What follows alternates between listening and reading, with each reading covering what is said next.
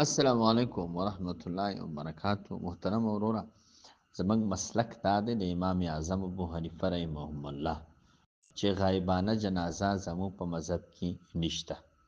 څوک چې غایبانه جنازه کوي هغه د نجاشي بادشاه د جنازې د کولو نه استدلال نیسي. د هغې نه مونږه څو جوابات کوو.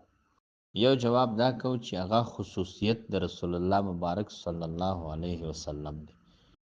دویم نمبر مونږ وایو چې الته حضور مبارک ته الله پاک ځمکه را لنډه کړې وه، معجزه د حضور مبارک وه او میت د نجاشي بادشاه ورته را رسېدلی و. مختلف جوابات علما کوي، چونکې مونږ وایو دا اوایل د اسلام اول وخت د اسلام وروستو بیا دا منسوخه شوې ده. دا د ټولو نه صحیح خبره ده. فی الحال اوس زمونږ او ستاسو په شریعت کې د امام اعظم ابو حنیفه رحمه الله د مذهب موافق غایبانه جنازه نه کیږي. دا مسله زموږ د فقه ټولو کتابونو لیکلې ده.